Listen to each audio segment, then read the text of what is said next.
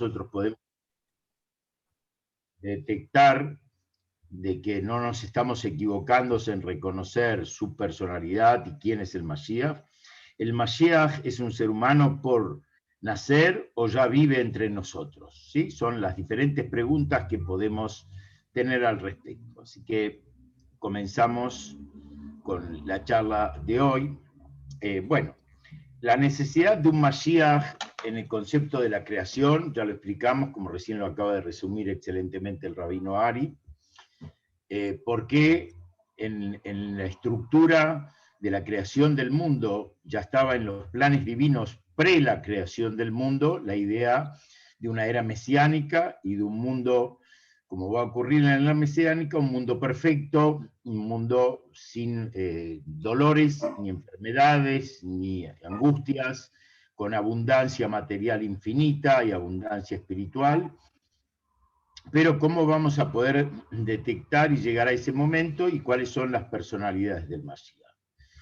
En primer término, si el Mashiach vive entre nosotros, el Talmud cuenta algo muy interesante. El día de Tisha B'Av, que fue el día que se destruyó el primero y segundo templo, especialmente el segundo templo, que desde entonces estamos casi 2000 años errantes en el mundo y que cada vez el Galut se fue con una dispersión mayor, cuenta que,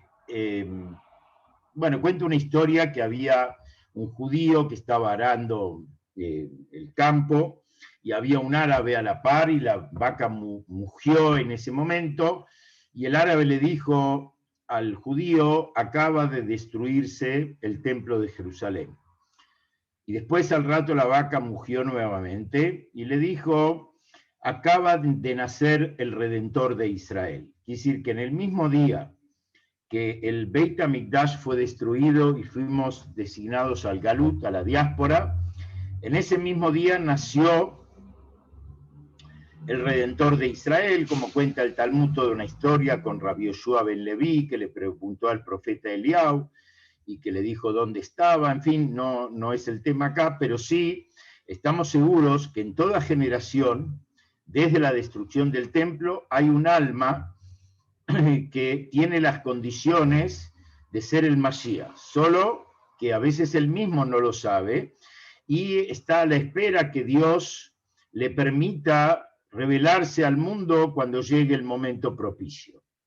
Hubieron muchos momentos en la historia del pueblo judío que eran momentos propicios para la revelación del Mashiach, son establecidos en el Talmud como Kitzim, tiempos propicios, fechas eventualmente propicias, y que, como dice el Talmud, ya entonces, hace ya casi 2000 años, Kalu Kola Kitzim, ya culminaron todos los designios propuestos para la era mesiánica, y la cosa no depende sino de Chubau Maasim Tovim, en el arrepentimiento de la persona, en el retorno de la persona y las buenas acciones. Eso es lo que va a traer el Mashiach. En el hasidismo se amplía este concepto. ¿Sí? Hay algo que no entendí. Usted dijo entonces que cuando fue destruido el Beit HaMikdash nació el Mashiach. Pero el Beit HaMikdash fue destruido hace, bueno, no tengo un número exacto, pero más de 2000 años atrás. O sea que el Mashiach nació en ese momento. Un poquito menos de 2000 años.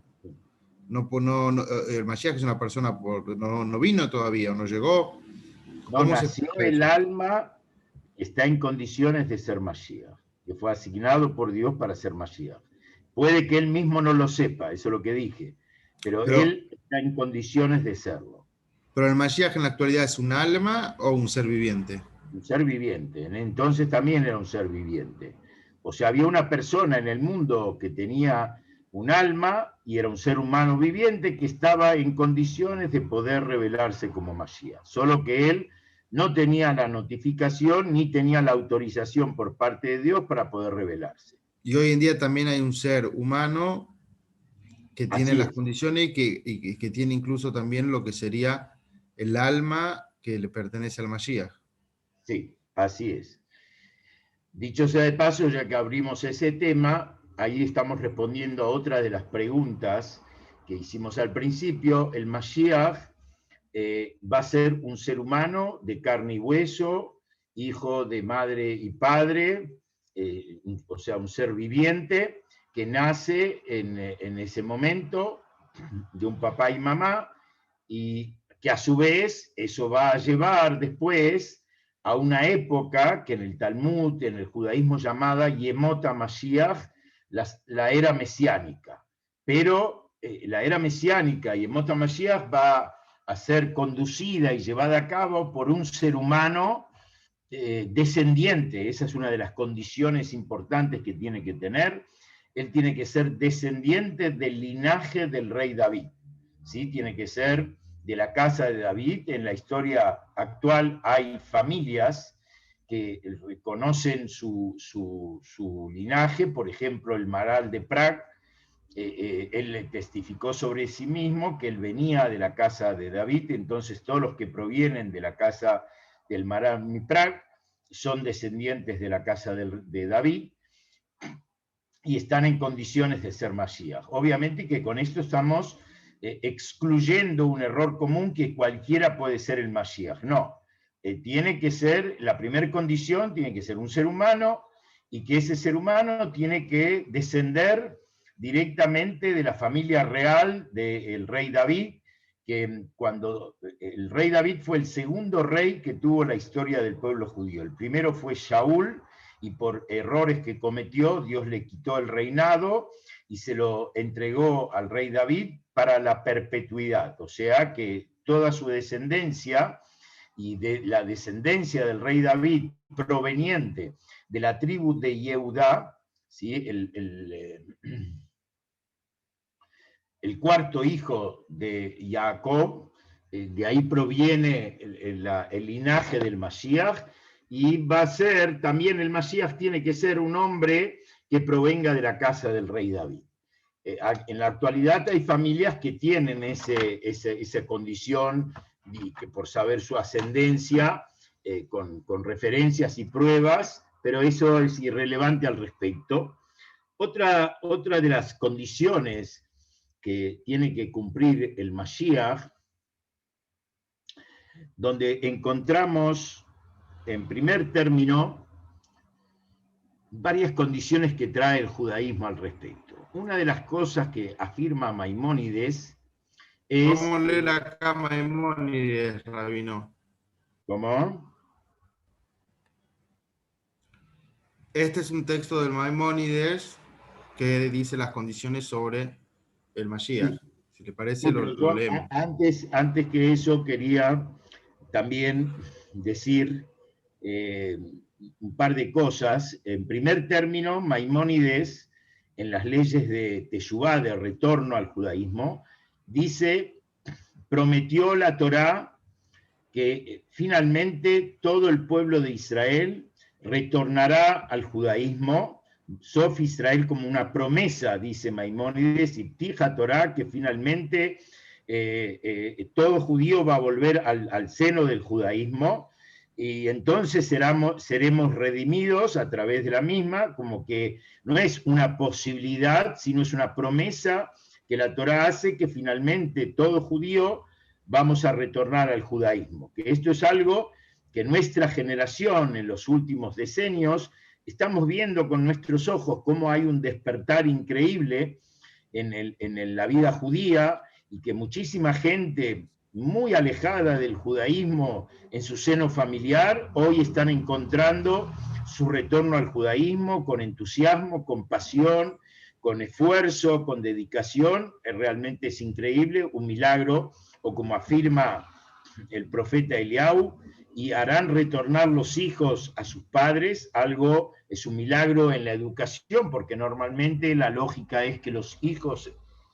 sean educados por sus padres y por sus maestros, y para esta época dice al contrario, que los hijos harán retornar el corazón de sus padres, que también lo estamos viendo en muchas familias, que sus padres no tuvieron educación judía ni formación judía, sí un gran sentimiento judío, pero no tenían vivencia judía. Sus hijos, por distintas circunstancias, están educando y llevando, encaminando a sus padres a que vuelvan y retornen a la vida vivencial judía en sus hogares. Eso es un milagro de nuestras épocas, que nosotros somos testigos oculares de esta situación y la estamos viviendo al respecto. Por otro lado, también el Rebbe y el Rebbe anterior nos afirmaron que nuestra generación es la última generación de la diáspora y la primer generación de la era de la redención. O sea, nuestro ciclo, y como el Rebbe anterior lo afirma en su último Mahamar que dejó el Bati Leganí como una especie de testamento de alguna manera, y que el Rebbe lo explicó y lo extendió y lo desmenuzó a lo largo de los años, en la cual afirma que nuestra generación, la séptima generación del linaje de los Rebes de Chabad, va a ser la última generación del Galut y la primera de la redención. Así que nosotros tenemos que sentirnos privilegiados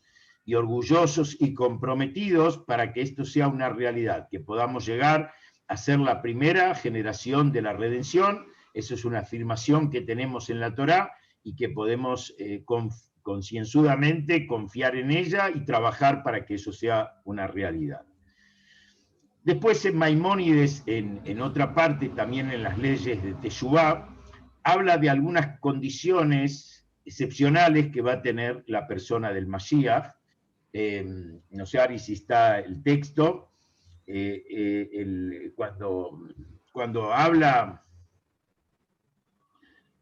Maimónides en las leyes de Teshuvá, que ahí habla qué va a vivir el mundo en el Olam Abba y en la era mesiánica, y por qué ansiamos a la era mesiánica, y por qué tanto el judaísmo aspiraba a la era mesiánica, ahí Maimónides dice que el Mashiach va a tener sabiduría mayor que la del rey Shlomo, el rey Salomón, que sobre el rey Salomón está escrito que él fue el hombre más sabio de la tierra.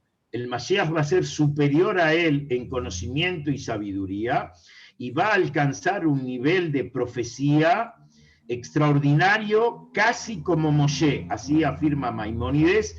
¿Por qué casi como Moshe? Porque la Torá afirma que no hubo un profeta en Israel en Deuteronomio al final, no hubo un profeta como Moshe, ni en el pasado ni en el futuro, que vio y habló con Dios cara a cara, a diferencia de todos los otros profetas, pero el Mashiach va a alcanzar un nivel de profecía, un nivel de visión divina, casi como Moshe. Esto es como una introducción previa al respecto.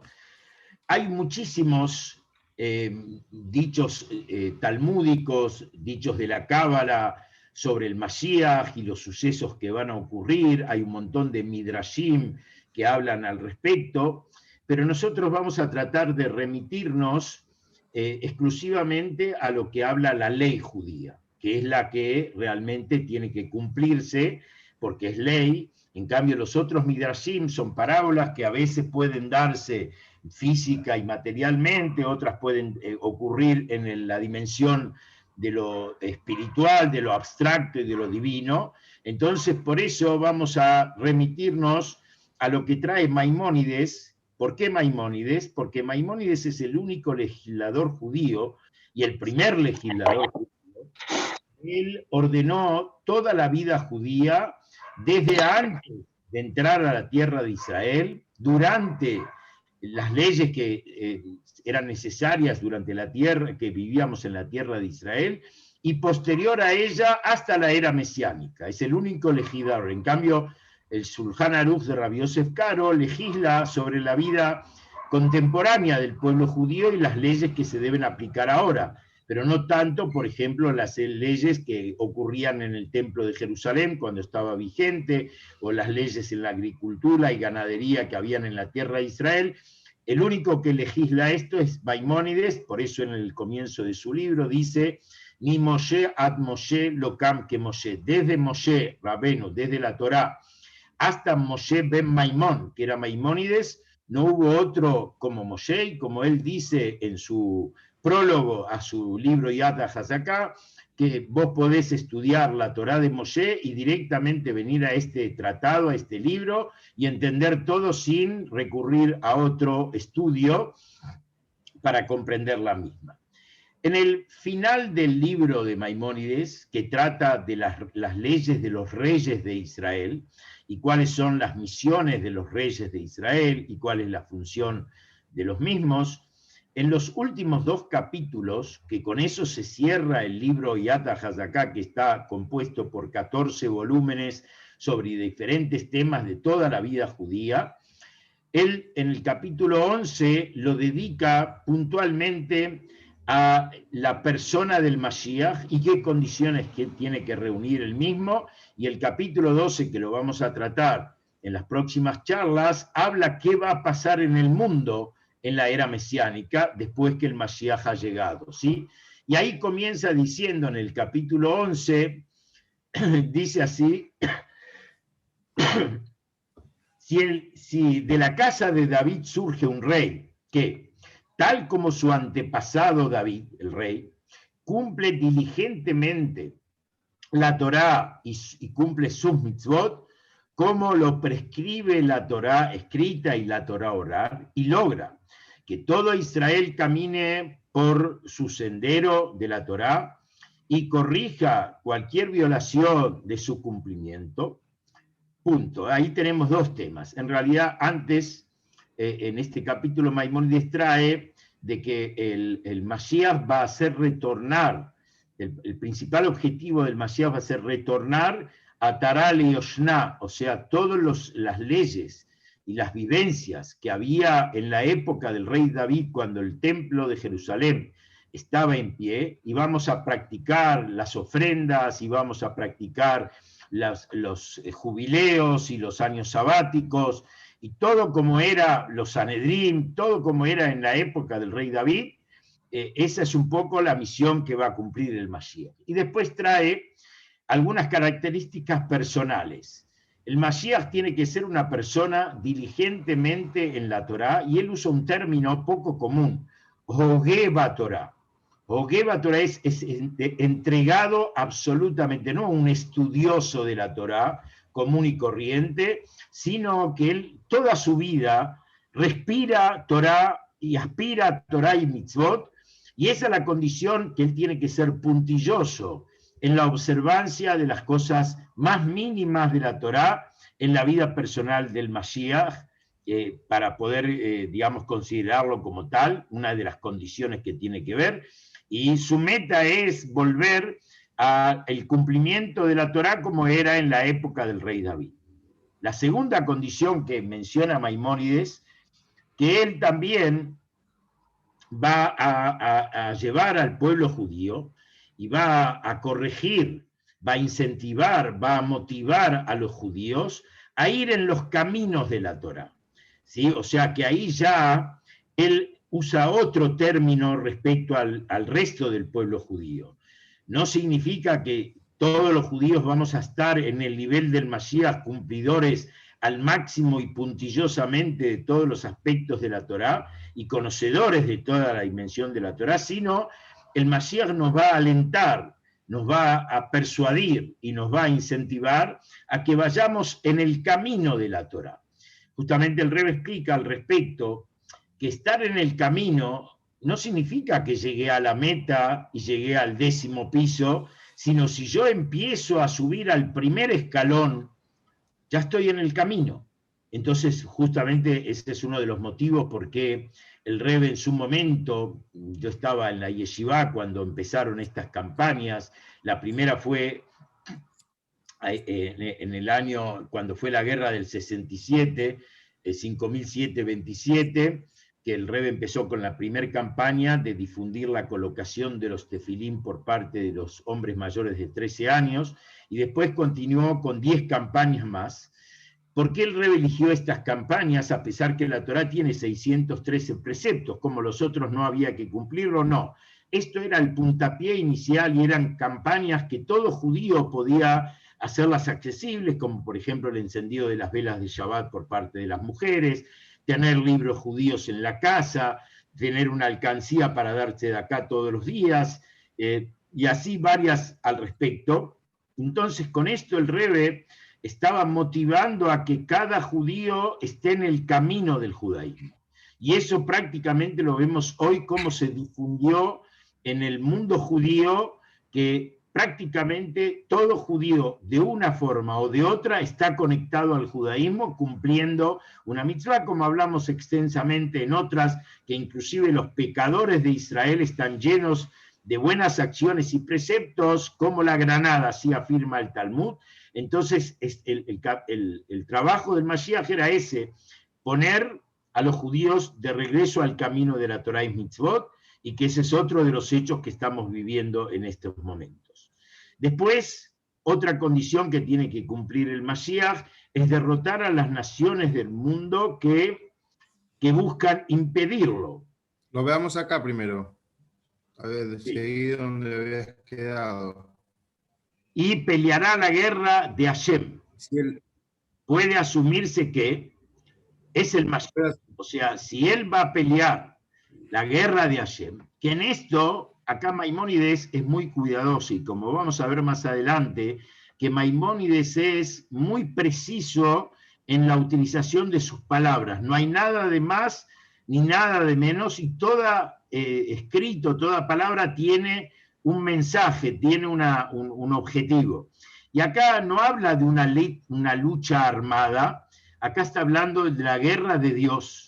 Significa que Hashem, que el Mashiach va a luchar contra la oscuridad de la perversidad del mundo, va a luchar contra valores morales y éticos, o sea, con valores morales y éticos, con todas las inmundicias que el mundo va a poder vivir en ese momento, va a luchar contra las fuerzas del mal. Eso es la guerra de Hashem, esa es la lucha que lleva al Mashiach, como en su momento, por ejemplo, hubo una campaña mundial de la tarjeta de la buena acción, que acá en Tucumán también lo llevamos a cabo, recuerdo, que cada persona o cada empresa, cada director de escuela, cada institución, de vez en cuando incentive a sus dirigidos, a sus alumnos, a sus empleados, a su familia, a hacer buenas acciones, a decir una palabra buena, a dar una moneda para ayuda, e incentivar esa es la lucha contra la oscuridad y contra el mal, que esa es la lucha que va a llevar a cabo el Mashiach. Y Maimónides acá dice algo interesante. Si el Mashiach cumplió estas condiciones, que son la de él ser un diligente cuidador del cumplimiento de estudio de la Torá y las mitzvot, encaminó al pueblo judío en sus sendas y luchó la guerra de Hashem contra la oscuridad y el mal del mundo, entonces puede asumirse que es el Mashiach. O sea, como se dice más precisamente, esta persona que viene llevando a cabo estas cosas está en condiciones y tiene los requisitos para ser el Mashiach en el mundo, ¿sí? Ahora, todavía no terminó su misión, o sea, esta es parte de las características para poder identificarlo si esta persona puede ser el Mashiach. Si él logra todo lo mencionado anteriormente y además conquista a todas las naciones que lo rodean, esa es una condición, construye el Beit HaMikdash en su lugar correctamente y reúne a los dispersos de Israel, entonces, cuando él cumpla estas tres condiciones nuevas, que es, digamos, ser soberano sobre todas las naciones del mundo, que después vamos a explicar al respecto, conquista, como dice acá, ser soberano sobre ellos, construye el Beit HaMikdash en su lugar y reúne a los dispersos de Israel, entonces definitivamente se trata del Mashiach. Esta persona ya no es que está en condiciones de ser Mashiach. Si él cumple estas tres condiciones de construir el templo, de reunir a los dispersos de Israel y llegar al mundo, a dominar el mundo con la palabra de Dios, este es el Mashiach que estamos esperando y él cumple las condiciones al respecto. Son las tres condiciones que pone Maimónides. Respecto a esto acá hay interesante, porque él habla de la construcción del Beit HaMikdash, del templo de Jerusalén, antes de la reunión de los dispersos de Israel. Y hay opiniones diversas. Algunos dicen que Kibbutz Galuyot, el recoger a todos los dispersos de Israel, va a ser antes de la construcción del Beit HaMikdash. Acá Maimónides dice no, que primero va a ser la construcción del Beit HaMikdash y después va a ser recoger a todos los dispersos de Israel del mundo. También acá podemos puntualizar de paso que acá habla que el Mashiach va a construir el Beit HaMikdash y nosotros sabemos dos aspectos más. Por un lado, está escrito en el Talmud que el Beit HaMikdash va a caer con un fuego celestial construido por Dios en el cielo, o sea, que Dios va a traer el Beit HaMikdash. Y parece contradecir algo que acá afirma Maimónides, que lo va a construir el propio Mashiach. Y por otro lado, también tenemos la idea que cada mitzvah que nosotros cumplimos, cada judío a lo largo de la historia del judaísmo, es un ladrillito que estamos poniendo para la construcción del Beit HaMikdash. Y que ese Beit HaMikdash celestial que va a bajar a Hashem desde el cielo, lo construimos entre todos los judíos a lo largo de la historia con cada buena acción, con cada buen pensamiento, con cada buena palabra, cada mitzvah que cumplimos, era aportar un granito a ese gran templo y que va a estar listo. Entonces, ¿cómo se conjugan las tres cosas? Por un lado dice que es celestial, por otro lado lo construimos nosotros, y acá Maimónides nos dice que el Beit HaMikdash lo va a construir el Mashiach, que es misión del Mashiach. Al respecto se puede responder, como dice el Rebbe, que el Beit HaMikdash tiene varias facetas. Está la parte espiritual del Beit HaMikdash, la parte divina del Beit HaMikdash, está la construcción física del Beit HaMikdash, terrenalmente, y está el objetivo y el causante que permitió la construcción del Beit HaMikdash. Y ahí está la respuesta. El Mashiach va a construir físicamente el Beit HaMikdash. Y como Moshe en su momento cuenta la Torá, que cuando él construyó el Migdá, el Mishkan, el primer templo en el desierto, había acciones que eran muy difíciles para un solo hombre. Los listones, ponerlos de pie, eran muy difícil.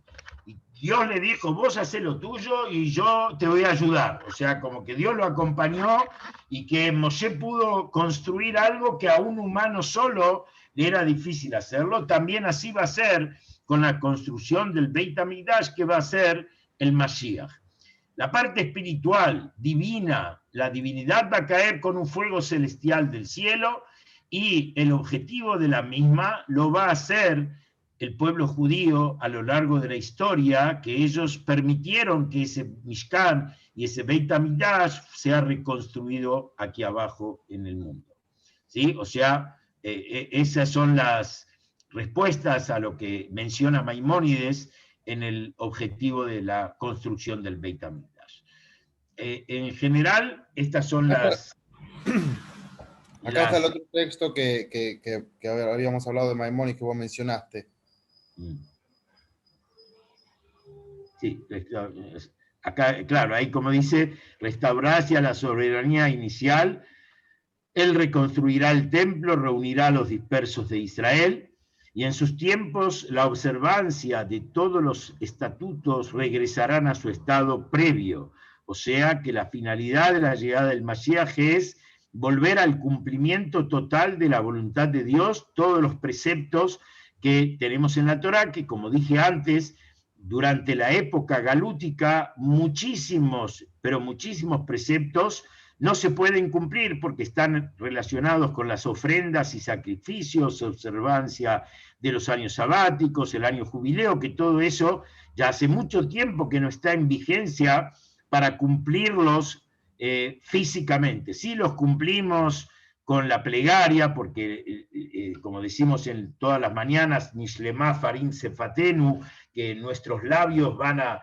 reemplazar a las ofrendas del Beit HaMikdash, y todas las plegarias que hacemos tienen que ver con los servicios del templo, pero todo es un estado abstracto, no físicamente como era en la época del rey David, y por eso o sea, eso es lo que va a lograr el Mashiach, llevar a restaurar el cumplimiento de la Torá como era en su totalidad, como fue en la época del rey David.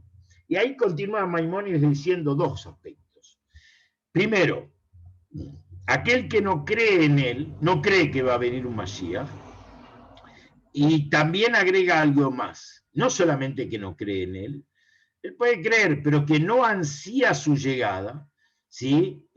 Como dice en los 13 Anima Amin bemunash lema, beviata Mashiach, bejol yom sheabo, yo creo con fe completa en la llegada del Mashiach que todos los días puede venir, y a falpi sheitmamea ajá-kelo bejol yom sheabo, y a pesar que se demora, lo voy a esperar en todo momento. O sea que hay dos condiciones en la creencia del Mashiach. La primera condición es creer que el Mashiach va a venir. Que en el judaísmo creemos que esperamos al Mashiach. Y segunda condición, que hay que ansiar su llegada, vivir expectante a su llegada y desear su llegada al mundo para traer al Mashiach. Es otra mitzvah que tenemos al respecto. Entonces, dice Maimónides que aquel que no cumple estas dos condiciones de creer en el Mashiach o ansiar su llegada, niega no solamente las declaraciones de los demás profetas que abundan en ellas los pronósticos de la llegada del Mashiach y los sucesos que van a pasar, sino también en la Torá misma, en el Deuteronomio, en el Pentateuco, y a nuestro maestro Moshe está negando, ¿sí? Porque también en la Torá y Moshe Rabenu afirman sobre la venida del Mashiach y que tenemos que ansiar su llegada. O sea, es un hereje no solamente en las palabras de los profetas, sino que también en las palabras de la Torá misma y en las profecías de nuestro maestro Moshe. Eso es lo que afirma Maimónides. Esto se demuestra en el testimonio de la Torá acerca de su llegada. O sea, ¿cómo sabemos que la Torá lo afirma y el que no cree en ella está negándolo? Y trae al respecto Maimónides dos aspectos. Dios, primero dice en Deuteronomio, Dios te hará retornar del cautiverio y se compadecerá de ti y te reunirá otra vez de entre todas las naciones. O sea, así Moshe dice en Deuteronomio, Beshab Hashem et Shvutja, y Hashem te hará retornar del cautiverio por las tierras que te ha dispersado, como está escrito cuando hablaba de la dispersión del pueblo judío, y como explicamos la semana pasada, ¿para qué era la dispersión del pueblo judío? Era para traer divinidad a todos los rincones del mundo, y todos los rincones donde le tocó a la comunidad judía vivir, allá llevaron divinidad y conectaron ese espacio del globo terráqueo con Dios, con su creador, y trajeron divinidad a ese lugar. Ese es el motivo principal del Galut y por qué fuimos dispersos. Y después Dios se compadecerá, porque el Galut es mucho sufrimiento, mucha oscuridad, mucho dolor, mucha tragedia, como lo vemos a lo largo de la historia, y va a haber mucha oscuridad previa a la llegada del Mashiach, y ahí te reunirá otra vez de entre las naciones, dice Dios, o como en otra frase, que Maimónides no la trae acá, que dice, si tu hábitat estará entre los confines del cielo, de allí te recogerá Dios, ¿sí? Que la Torá habla que puede haber en la luna un shopping y que puede haber en Venus una linda playa, no lo niega, porque dice que de los confines del cielo Dios te recogerá. Lo que respecto a esto, dicho sea de paso, ya que lo mencionamos y muchas veces se pregunta, el Rebbe afirma que puede haber vida en otros planetas, nunca una vida más inteligente que la humana, y con el libre albedrío que tiene el humano. Y el Rebbe dice, ¿por qué? Porque si no, tendría que haber habido en esos lugares una entrega de la Torá. Dios no crea el mundo porque está aburrido y lo pone para nada. Lo pone con un objetivo. El mundo fue creado para el día de Matán Torá, la entrega de la Torá. ¿Para qué? Para llevar al mundo a su perfección y su máximo anhelo de hacer una morada para Dios, traer divinidad a este mundo. Para eso Dios lo creó.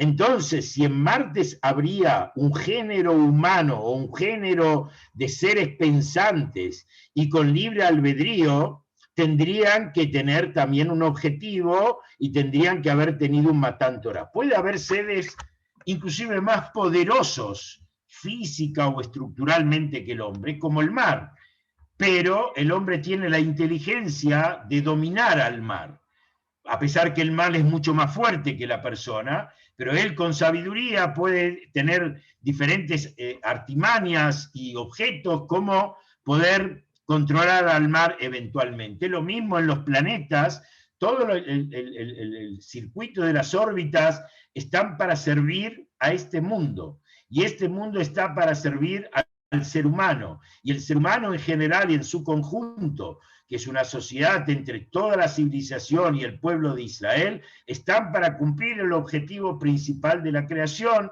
que es divinizar y elevar lo mundano a Dios y traer a Dios a este mundo terrenal. Esa es la finalidad, y por eso nada está separado y disperso, como dice la Cábala, alma de pruda. El mundo separado, que cada uno hace lo que quiere y parece que una cosa no tiene que ver con la otra. No, el mundo verdadero es alma de Itcasia, el mundo cubierto. ¿Cuál es el mundo cubierto?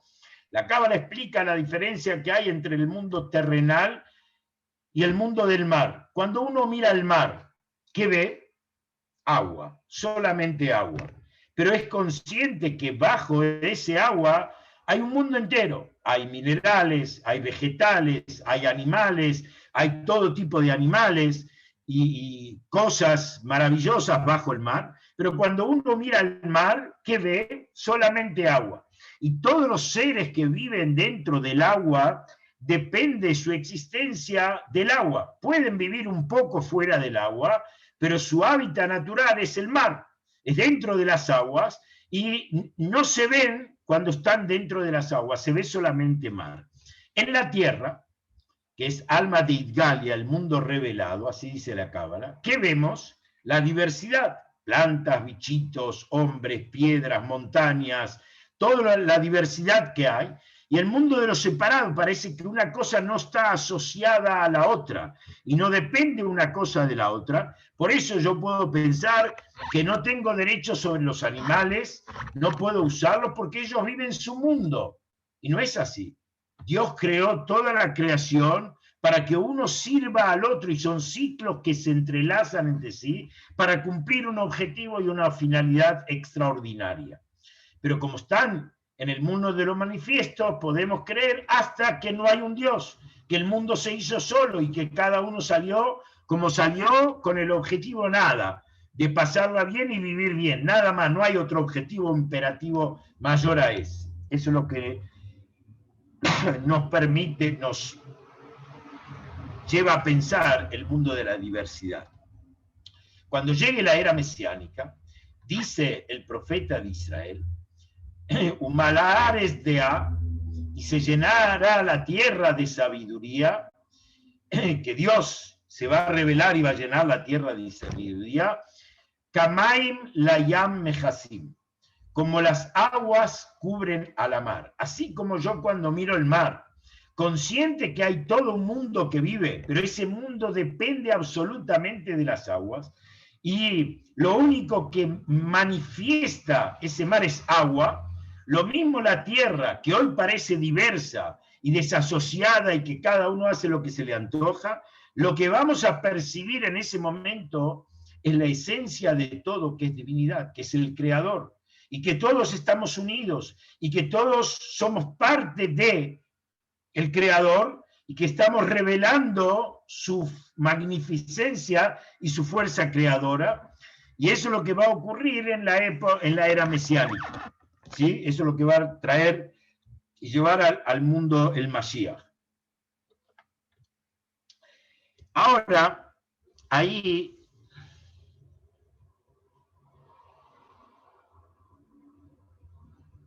bien, ahora vamos a continuar con lo que describe Maimónides porque en esto de Maimónides podríamos hacer muchas preguntas. Maimónides dice, ¿cuál es el objetivo del Mashiach?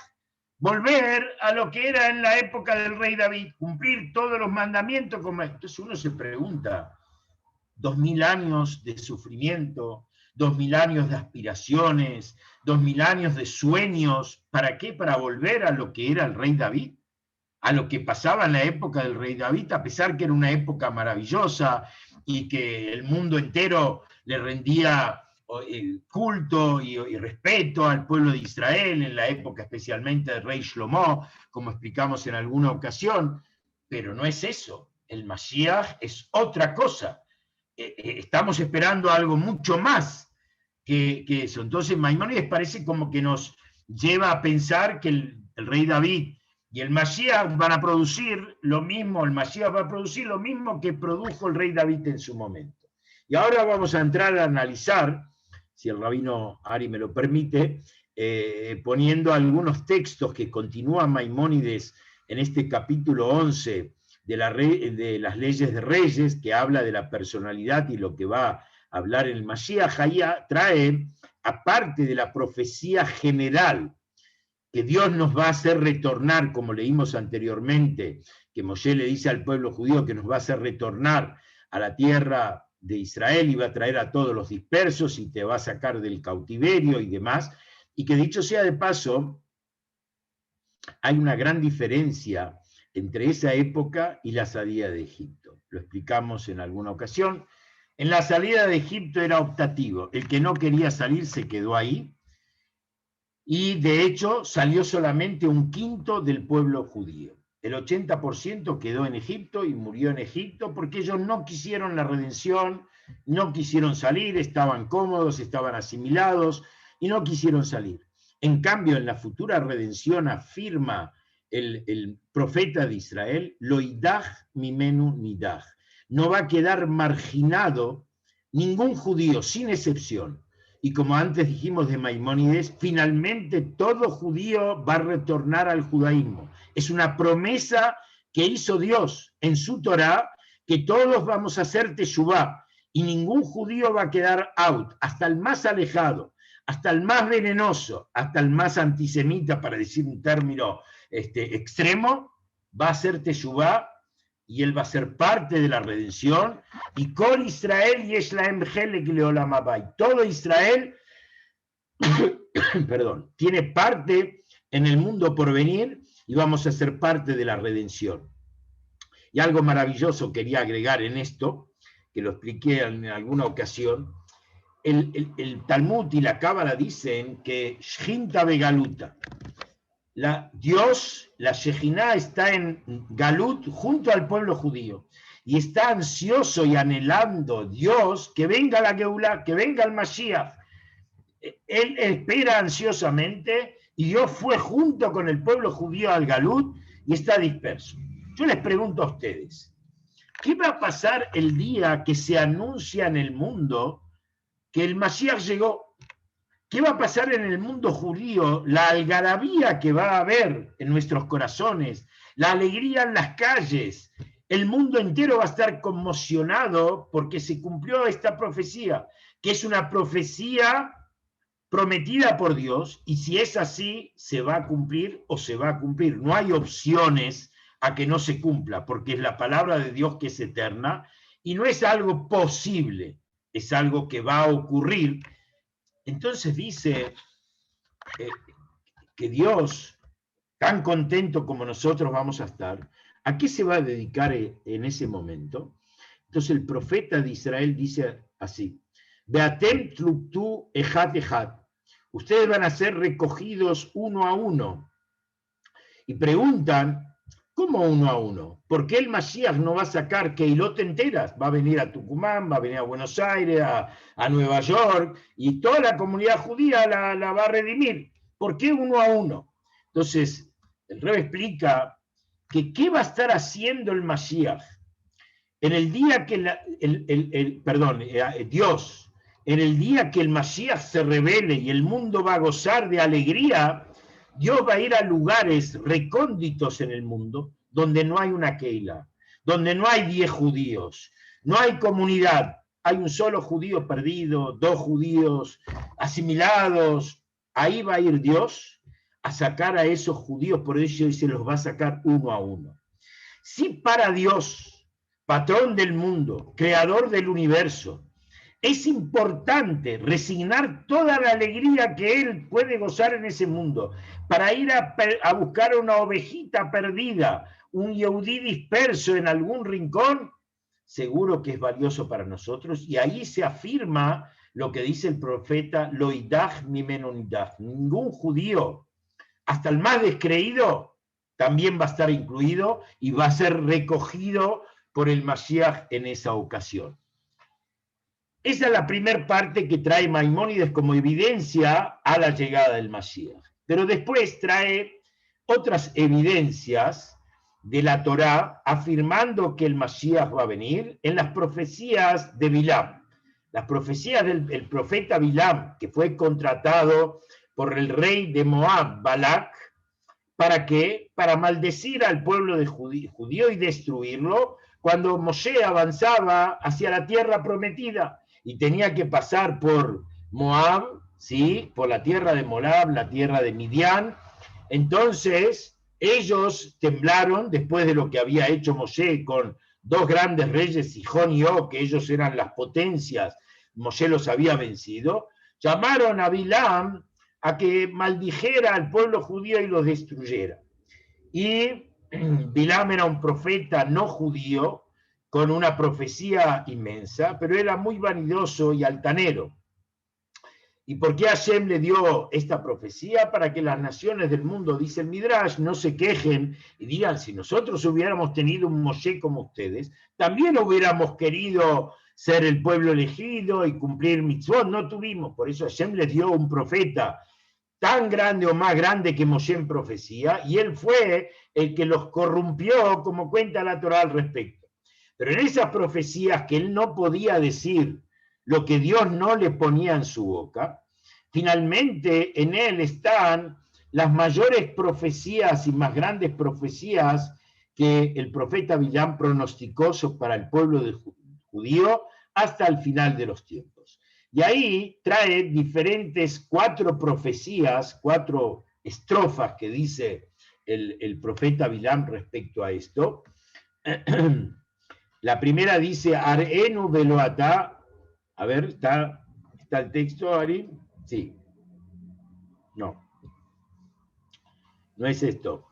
Ah, sí, ya lo pongo. Ahí Bien. está. Ahí está.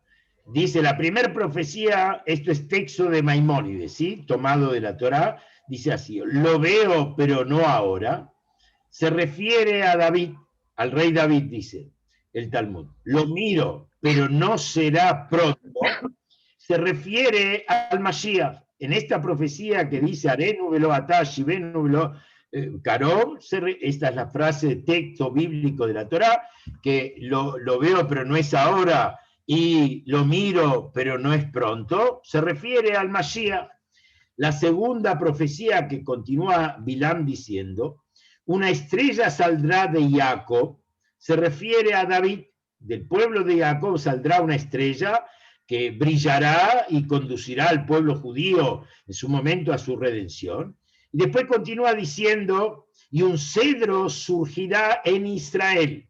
Se refiere al Mashiach, es la segunda profecía, o sea, él va haciendo un comparativo entre el primer redentor, el primer rey de Israel, el Mashiach tiene que ser un rey, el primer rey de Israel, que fue para perpetuidad del rey David, y hace un comparativo con el Mashiach permanentemente. El tercero pronóstico que habla, aplastará a los príncipes de Moab, así trae la profecía de Bilam, se refiere al rey David, que él va a aplastar a los enemigos de Israel, el rey David era un guerrero, y a todos los vecinos que ponían en peligro al pueblo de Israel, como dice la Torá en Shmuel, que el rey David golpeó a Moab y los midió con un corcel, ¿sí? El sometimiento al rey, la conquista de ellos, y ellos sentían un gran respeto y una gran subyugación al rey David y al pueblo de Israel.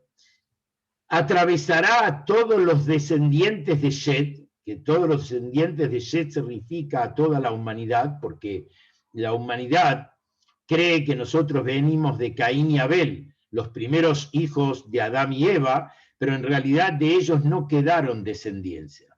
Caín y Abel no dejaron descendencia.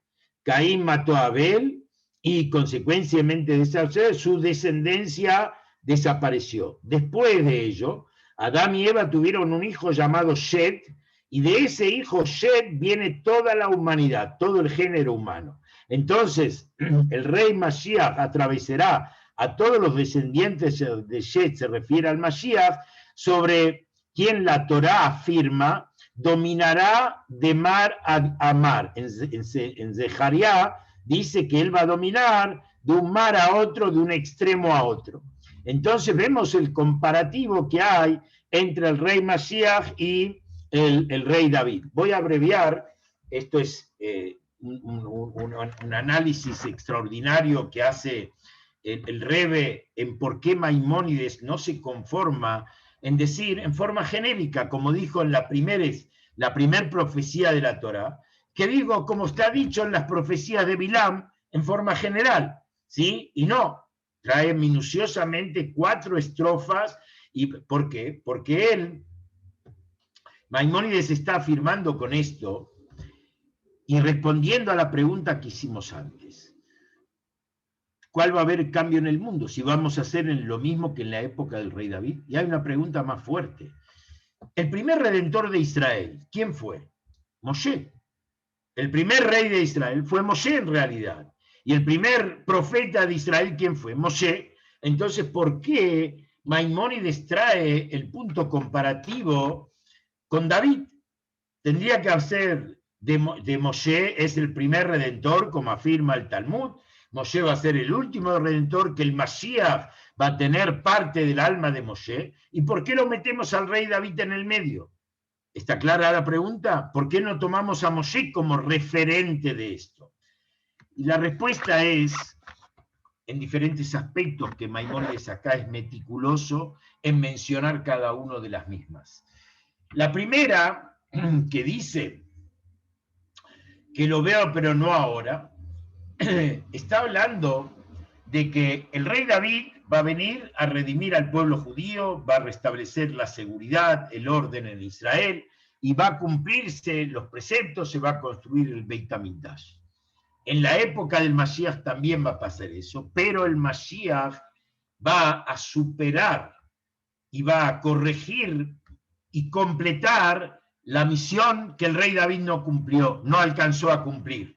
Y como vamos a ver en los próximos pronósticos, hay 4 partes que tiene este concepto, que tiene que ver con, primero que todo, hacer volver la vida judía en su plenitud. El objetivo principal de la llegada del Mashiach es restablecer la ley judía, pero en un nivel muy superior a lo que era en la época del rey David.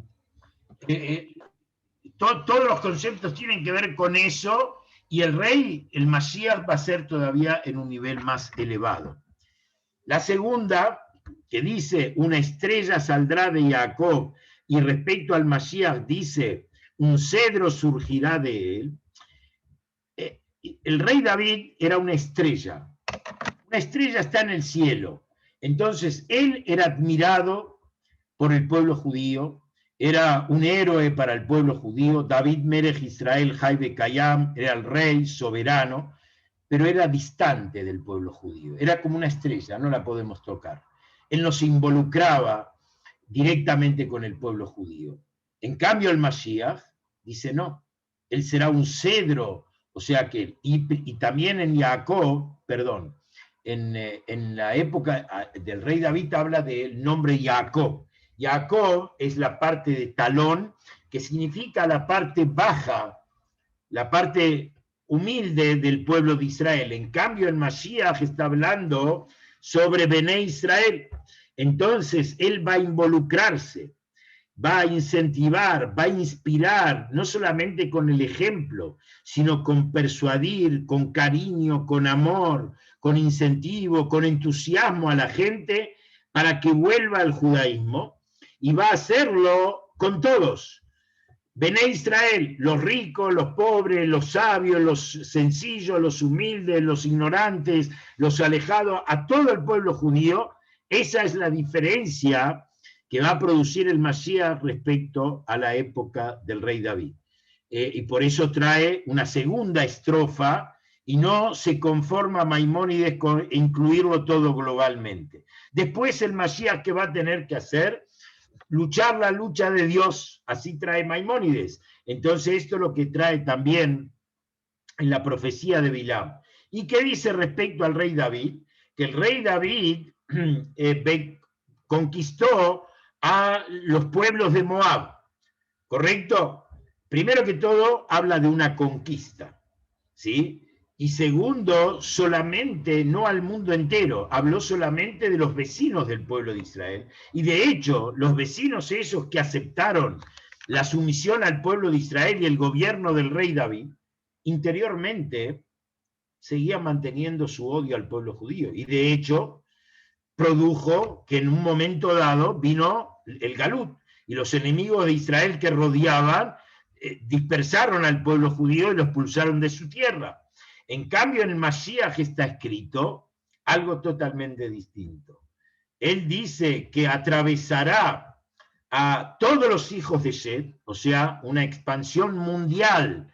En todo el mundo va a ser este concepto, y que el Mashiach lo va a hacer, la guerra que va a hacer el Mashiach hacia todas las naciones del mundo, no va a ser una guerra bélica, va a ser una guerra mental, o sea que él va a explicar y va a demostrar al mundo todas las virtudes de la divinidad, de la importancia de Dios, de la moral, del cumplimiento de los mandamientos divinos, que el mundo no es una selva y cada uno, sino que esto tiene un dueño, y que la humanidad toda va a adherir y va a ayudar al pueblo de Israel para forzarlo, digamos, porque saben ellos que depende el bienestar de la humanidad del cumplimiento de la voluntad de Dios, que todo judío y el mundo entero reconozca la voluntad de Hashem. Y por eso, respecto al Mashiach, cuando habla de que él va a atravesar a todas las naciones del mundo, habla que trae un pasú que dice Maimónides, de Alumo Shim Learesab, que van a subir los herederos del monte Seir, que es lo que representa a Edom, y dice Beaitá Hashem Amluja, y termina diciendo, entonces en primer término ahí habla de herencia, no de conquista. Herencia es algo natural, algo que alguien da, el padre da al heredero voluntariamente. Un heredero no conquista la riqueza del otro. Un usurpador, para llamarlo de alguna manera, conquista al otro y lo somete. Eso es lo que pasó en la época del rey David. En la época mesiánica, no, el mundo va voluntariamente buscar y desear que el Mashiach sea su guía, y eso va a ser. ¿Cuál va a ser la finalidad de eso? Beaitá Hashem Amluja, y será el reinado de Dios y será su nombre uno en ese día, que todas las naciones del mundo van a creer en el Mashiach.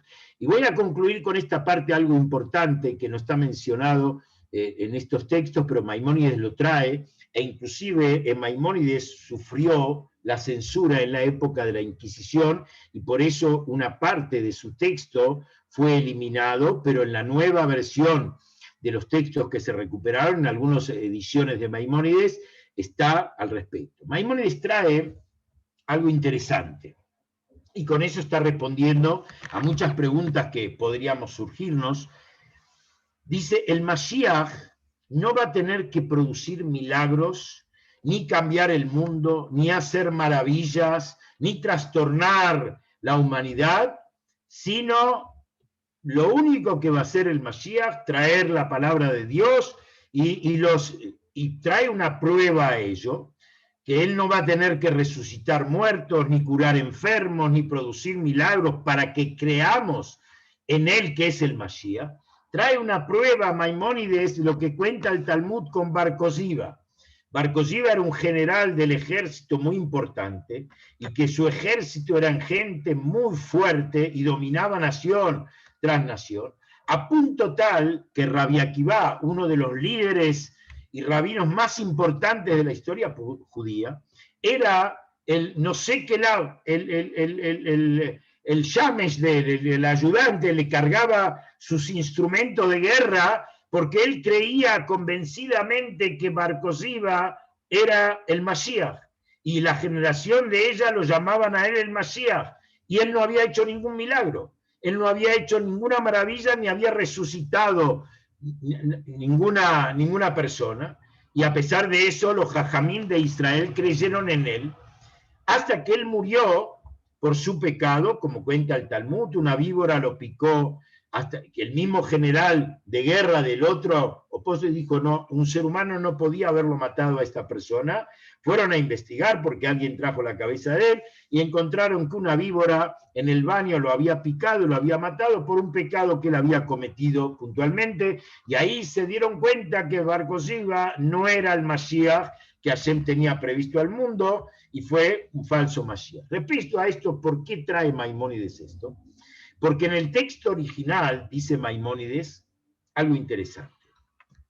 Uno de los misterios de la creación de Dios es tanto Yeshua Notzri, Jesús el cristiano, y Oto Aish se refiere a él, y se refiere también a Mahoma, que ellos vinieron como redentores a la humanidad. ¿Y por qué Hashem les permitió que ellos estén en el mundo? ¿Sí? Y ellos ¿en qué se basaron su éxito y su adhesión de la gente? En milagros. Curaban enfermos, hacían volar a la gente, en fin, cosas estrambóticas. Por eso Maimónides afirma que no es esta la condición que tiene que cumplir el Mashiach. Pero pregunta Maimónides, una pregunta muy fuerte: ¿por qué Hashem los mandó al mundo, a estos dos personajes que son influyentes en una cantidad de millones de personas? Fueron parte del plan divino. ¿Cuál era la idea del plan divino? Antes el mundo era pagano, adoraba el sol, la planta, el árbol, el agua, diferentes dioses paganos terrenales. Ellos corrigieron a la mayoría de la humanidad a creer en Dios. Empezaron a hablar de la idea de Dios, empezaron a hablar de la idea de preceptos, de pago y recompensa, de la idea de un Mashiach, y ellos fueron proselitistas, llegaron a islas recónditas en el mundo, acá a América, y vinieron a hacer proselitismo, vinieron a evangelizar todos estos lugares. ¿Por qué Hashem les permitió? Y Maimónides pregunta más todavía: ¿cómo puede ser que ellos, siendo parte del plan divino, hoy de los árabes, de los musulmanes, no tenemos mucho que explicarnos toda la persecución que vivió y padeció el pueblo judío a lo largo de la historia de ellos? ¿Cómo puede ser que, si ellos son parte del plan divino, hubo tanto derramamiento de sangre judía por ellos? Por la causa de ellos, tanto por el cristianismo y tanto por los musulmanes, por el Corán, se derramó tanta sangre judía a lo largo de la historia, que es una pregunta que Maimónides queda en incógnito, que dice Dios va a responder al respecto, y que yo en alguna ocasión lo comentamos en las clases anteriores, que tiene que ver, a mi entender, con parte de cuidar al pueblo judío, ese antisemitismo que hay, de que no se asimile y no se adhiera a esas ideas y se pierda como pueblo de Israel.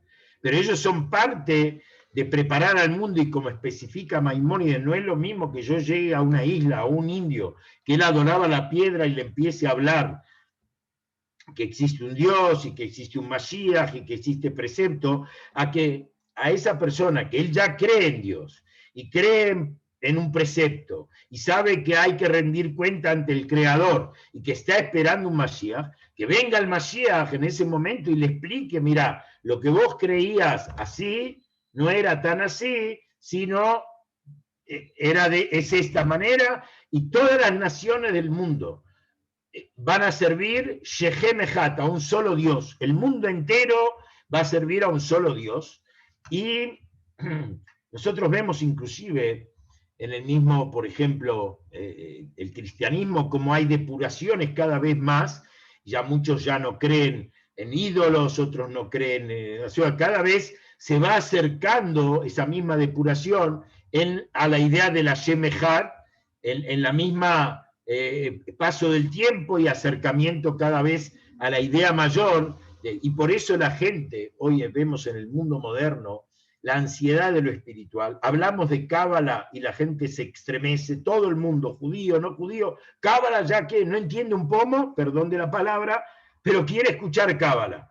¿Por qué? Porque la Cábala es la música del alma. La Cábala es la Torá del Mashiach, lo que nos va a enseñar, y como estamos muy cerca a ese momento, no solamente el pueblo de Israel, todas las naciones del mundo y todos los seres creados estamos expectantes y necesitados de la llegada del Mashiach. Y por eso hoy vemos en el mundo tantas cosas extremas. Por un lado, oscuridad absoluta, y como la Cábala expresa que antes de la llegada del Mashiach va a haber mucha confusión, mucho dolor, mucho sufrimiento al mundo, porque estamos previo a una era extraordinariamente maravillosa, y que inclusive esa actitud para sobrevivirla en estas épocas, la Cábala, el Arizal, los rebes nos enseñaron, depende de cómo mirás el mundo. Si vos mirás el mundo como un caos, vas a vivir en un caos, y estás en un caos. Pero si mirás el mundo como el jardín de Dios, y que vos sos artífice, y sos parte para traer esa luz divina que el mundo desea, vos estás en una era mesiánica. Vos podés vivir y sentir bondad, generosidad, y todo lo que necesitas, y toda la riqueza espiritual, y la riqueza material que está prometida para la era mesiánica, podemos percibirla y palpitarnos ahora.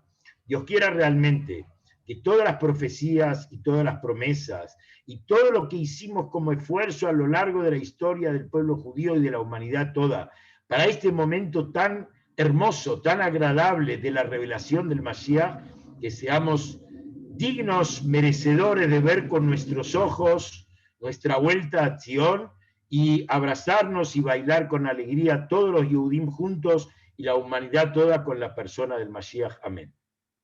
Amén, Perdón, amén. un poquitito más del Amén. tiempo. Bueno, es un tema que siempre demanda mucha pasión y hay mucha información al respecto para darlo. Amén. Amén, amén.